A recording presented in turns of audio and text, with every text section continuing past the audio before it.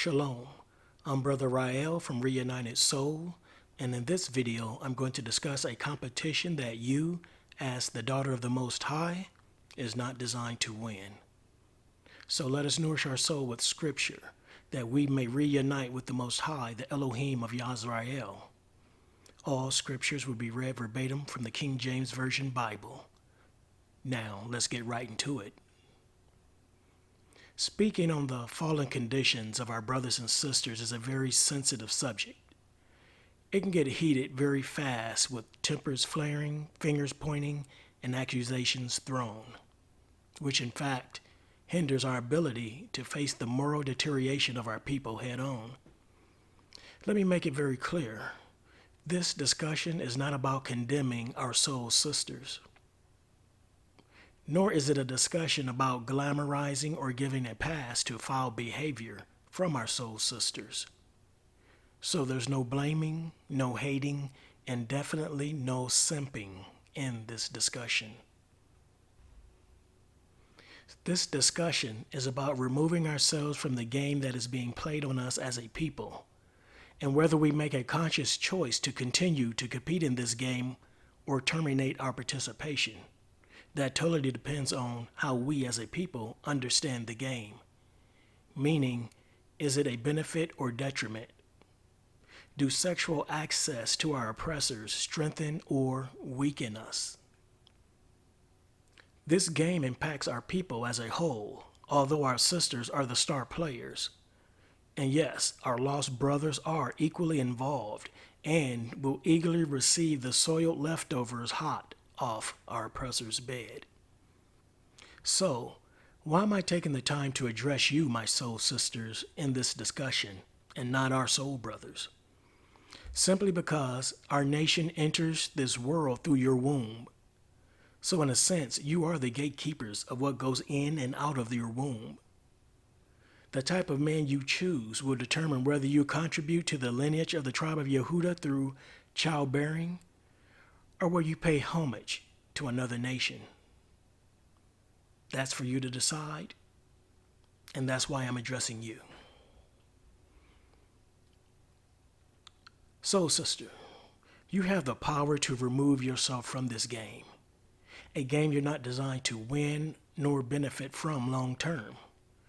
It's a game of sexual access, division, and conquest. And although sexual access may sound very exciting to some of our people, the outcome is disastrous. Sexual access keeps us as a people joined to the hip to those who oppress us. It hinders us from separating as the Most High commanded us to do. And just because you choose to have an oppressor for a lover doesn't mean that he or she desires to see your people free from oppression. The slave masters raped men, women, and children, as if total domination wasn't enough for them. The sex was just merely icing on the cake. So let's be very clear. It's the oppressor who desires that sexual access. And they don't have a problem having sex with you, sharing a home with you, having children with you, telling you how much they love you. But the moment they feel that you've betrayed them or having you around doesn't profit them, well, let's just say they'll give you that wake-up call to remind you of their ancestry. Not your ancestry, but theirs. While the role of women changes in our society, competition among women can be fierce. And our talented sisters with so much to offer dominate in many areas of life, whether it's business, academics, homemaking, sports, performing arts, what have you. And let's not forget beauty. No longer is society desiring underdeveloped wafer-thin women. No, not at all. The world desires the full-figured woman. You know, the way our soul sisters have always looked. Women of other nationalities are getting on board with it because their men desire it, which makes women of other nationalities hate on our sisters. The full lips, full breasts, full hips, and so forth. Now they're getting themselves cosmetically enhanced to mimic our sisters. That's pretty much standard operating procedures if they ever thought about getting with our celebrity athletes and entertainers. Heathen women will gladly show them their goods, give them a taste, and our lost brothers will eagerly show them the money for their performance. Our soul sisters, however, will probably have to work a little harder for those lost brothers. You know how our people do it. They don't like to pay their own people full price. So why is it that our celebrities choose the exotic heathen over their own? It's simply because the heathen has no limit to the level that they will stoop to satisfy a man's lust. And don't get me wrong, we have some very reckless sisters out there that will do just about anything a heathen woman would do. But this is the unfair part of the game. Our sisters can match the heathen woman trick for trick, but at the end of the day, the heathen women will be chosen over our sisters for a relationship or possible marriage. Our lost brothers don't mind investing in the heathen woman as she's passed around from man to man. But not you, my sister. You'll earn every cent that they give you. And at the end of the day, they'll walk away leaving you shortchanged with a foul-smelling reputation. Best believe that those lost brothers told all your business to their buddies. Now let's be very clear.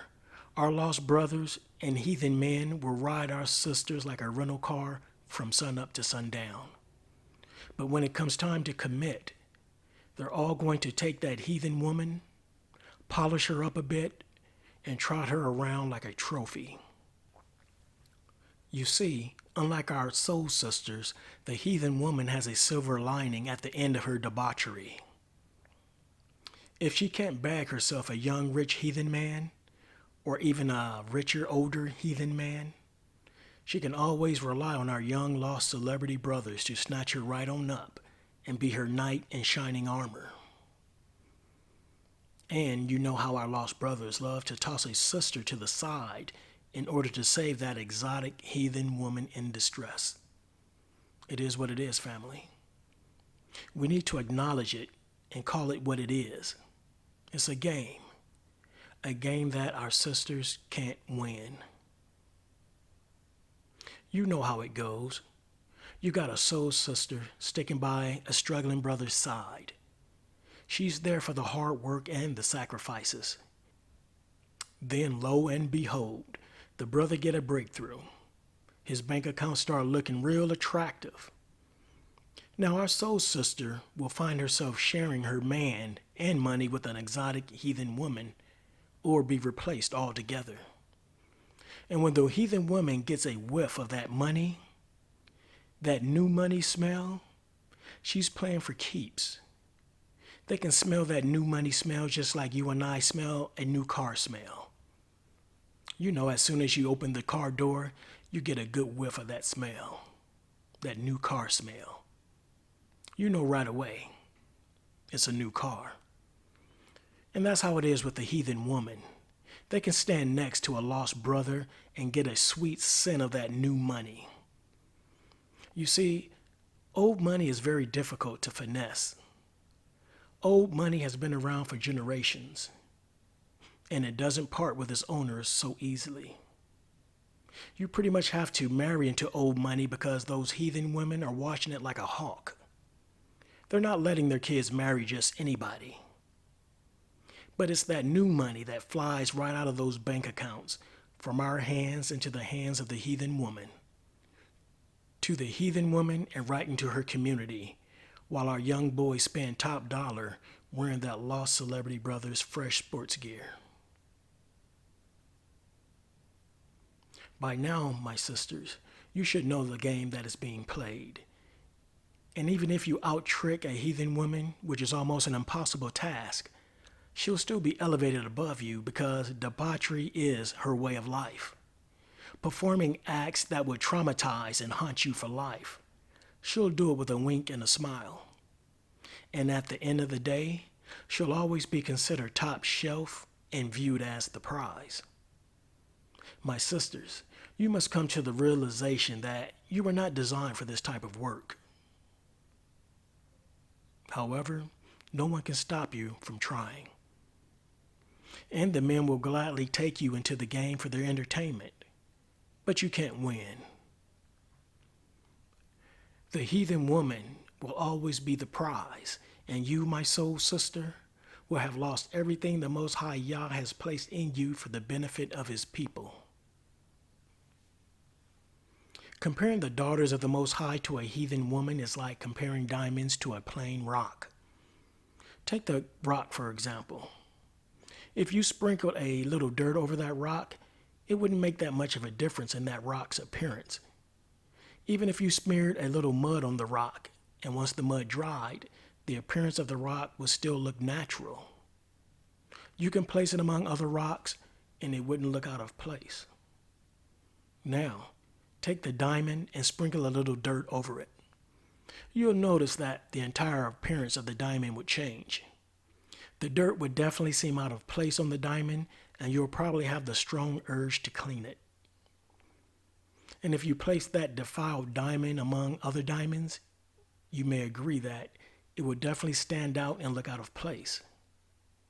However, you can totally cover a diamond with mud, and when the mud dries, the diamond will not look out of place among the rocks. Although the diamond is a natural stone, just like the plain rock, we understand the natural beauty and value of that diamond. Let me repeat that. We understand the natural beauty and value of the diamond. Likewise with our sisters, we must know the difference between her and the heathen woman. They're not the same by any stretch of the imagination. We must understand the natural beauty, gifts, talents, strength, and value that was placed in her by the Most High himself, placed in her for the benefit of his people. And like a diamond lost in a barren desert for 400 years, exposed to the harsh elements of the environment, covered in the residue of neglect, at the end of the day, it's still a diamond, although to the naked eye, it may appear to be a rock without beauty or value. However, when that diamond is found by its owner, in other words, the Most High, cleansed and polished, like the Most High will do according to Ezekiel chapter 36, verse 25, the value of that diamond becomes greater than before it was lost. Similar to what the new covenant will be like, as explained in Jeremiah chapter 31, verses 31 through 34, which has not taken place. Let's look at our music industry, for example. Our soul sisters are portrayed in a wide range of genres and styles, but it seems the style that is being greatly promoted are the sexually provocative artists being portrayed in such a degrading way. And let's be very clear, all nationalities on this planet have their own style of music, but our music, the so-called black music, have been reduced to such a low level of ratchetness that no other nationality comes even close to its vulgarity. How can we go from the best harmonious music in the world to the most shameful music? Try to imagine the world of music without the influence of soul music. These heathen women would be twerking to polka music. And yes, our ratchet music is promoted by executives in this industry who are not our people. However, they control our artists and own their music. Music that will eventually shape the minds of our boys and girls and reduce them to the lowest form of humanity. We can afford to give our artists a free pass in reducing our sisters into sexual objects that will allow the heathen woman to arise above them. Remember, in the 50s and 60s, to the heathen's dismay, our soul brothers were singing songs that highly elevated our beautiful soul sisters. Songs of poetry, love, and admiration. The music mirrored how we felt about one another. It was a wonderful time to be in love for our people. It was a time of innocence, although short-lived. But that changed in the 70s. By the 70s, many of our young soul brothers were already shipped off to the war in Vietnam and returning with mental war trauma and drug addiction. Our music was also hijacked by large record labels that introduced the racially integrated disco, and that opened the sexual access floodgates. Our world-renowned artists turned in their conservative Motown business suits and replaced them with cosmic jumpsuits. That was the beginning of the end for soul brothers singing precious love songs to our beloved soul sisters. And like a plague, our music turned very dark, filled with sexual innuendos, laced with adulterous lyrics.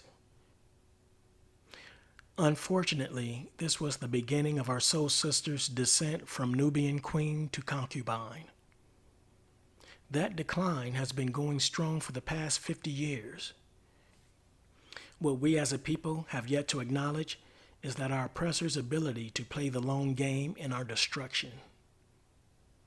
Other nationalities have already turned their women into sexual objects that should be desired like property, which is why many of our brothers prefer them.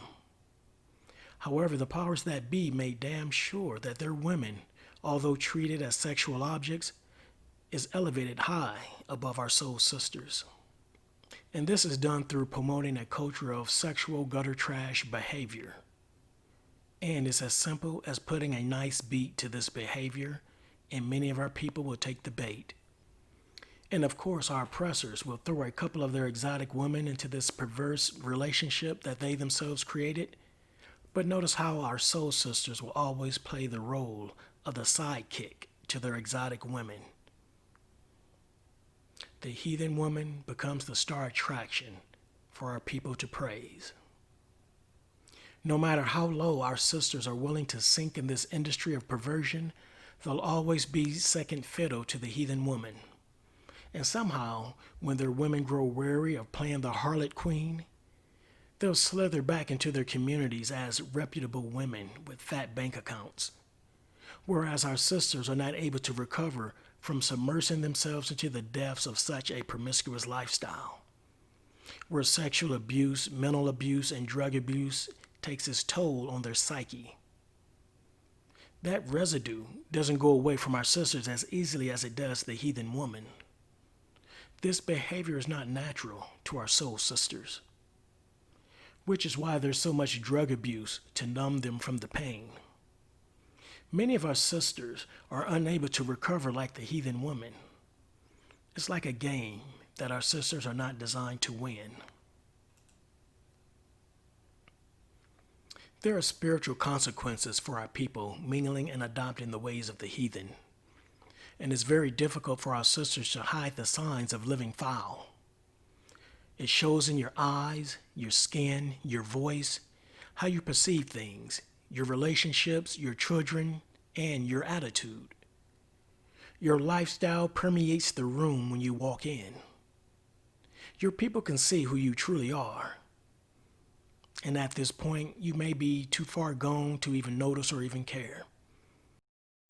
Heathen women are able to wear their vulgarities like a badge of honor, but our soul sisters are not so privileged when they dance with the devils. When so much goodness is poured into you from the Most High, it clearly shows when you're tapped out. Sisters, this is a game you can't win. The heathen woman will be chosen over you by a heathen man and by many of our lost brothers. But of course, you won't be totally left in the cold. Many men will take a piece of you if you're willing to give it. Many men will look if you're willing to show it to them. But are you really their first choice? Once you understand that even if you're willing to degrade yourself to the lowest level of debauchery, the heathen will do it without effort. She'll make easy work of it without a fuss. When you enter the heathen's element, she's going to outperform you in most cases.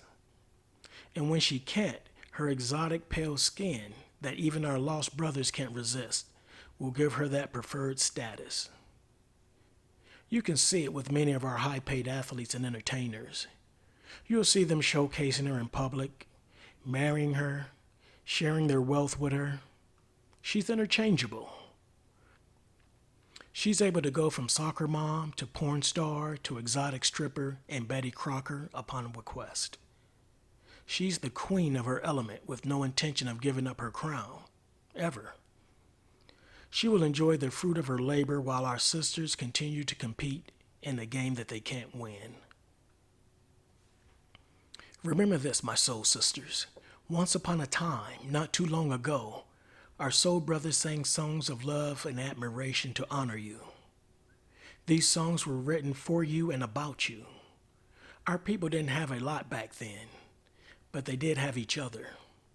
They had whole families. They had their dignity. They had control over their own culture. They had control over their own music. And they wrote beautiful songs to honor our beloved sisters. Then integration changed it all.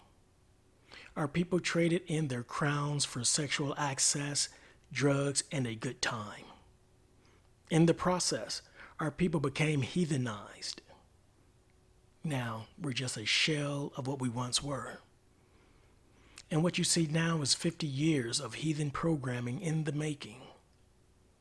But here's the good news, sisters. You can choose not to play the game and stop competing with the heathen woman. By stop competing, I mean to go your own way. The way of our culture before it was hijacked by the music industry. I challenge you to take the time, if you haven't already, to listen to those love songs of the 60s and 70s that were written about you. Play them for your sons and daughters so they'll understand how to love, be loved, and accept nothing less. Make sure they understand the lyrics because that's the most important part of the song. Lyrics like, "You're My Everything" by the Temptations in 1967. "Bet You By Golly Wow" by the Stylistics in 1971. "Look at Me, I'm in Love" by the Moments in 1974. "Lady" by the Whispers in 1979. "Straight from the Heart" by Confunction in 1981. There's so many songs that commemorate our soul sisters back in the day. Love is like a strong bond that cannot be broken.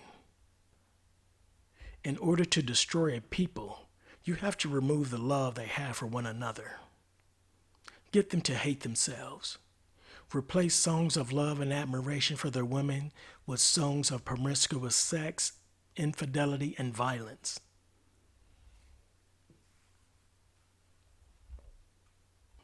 We as a people began partying to a music that literally decayed our minds as the heathen promoted music that caused our soul brothers and soul sisters to distrust one another, while at the same time opening sexual access to the heathen, which further divided our sisters and brothers to this very day.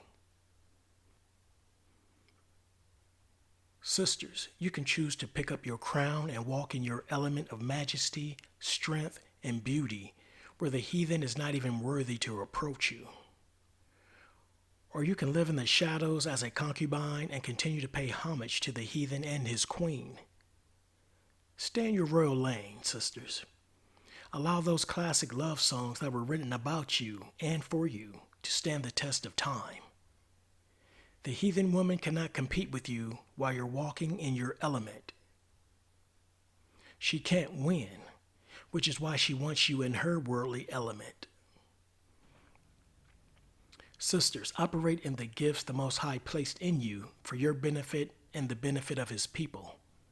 You have been chosen by the Most High.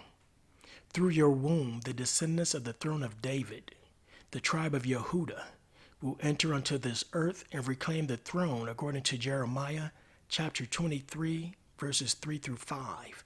And I read, "And I will gather the remnant of my flock out of all countries whither I have driven them, and will bring them again to their folds, and they shall be fruitful and increase. And I will set up shepherds over them, which shall feed them, and they shall fear no more, nor be dismayed, neither shall they be lacking, saith the Lord. Behold, the days come, saith the Lord, that I will raise unto David a righteous branch, and a king shall reign and prosper, and shall execute judgment and justice in the earth. This branch spoken of is not going to fall from heaven, appear out of thin air, or come by way of our brothers getting with other brothers and having Bible studies. No, not at all. My soul sisters, you are the gate which this branch, this prophetic event, will enter unto this earth. However, you can't do it alone. Our soul brothers carry the DNA for the bloodline of Yehuda. And this is why it's so important to the heathen to pit us one against another, providing a variety of sexual access that keeps us busy and distracted as we move further away spiritually from the Most High. At least you know why the heathen went through such great lengths to tear the so-called black family apart. Finally, my soul sisters, take the time to search deep within yourself to heal the parts of you that may have been lost along the way. We cannot underestimate the damage that was done to us by the heathen, as well as our own people. We're talking 400 years of mental abuse, physical abuse, and spiritual deception. Many of our people hate themselves and hate their own people while placing value on the heathen.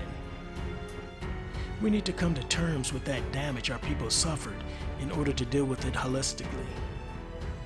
And if you haven't noticed already, we've hit the 400-year mark of our captivity, and 2020 has put the land of our captivity, including businesses, sports, entertainment, and religion, on its knees. Let's go to Isaiah chapter 45 verses 22 through 23, and I read,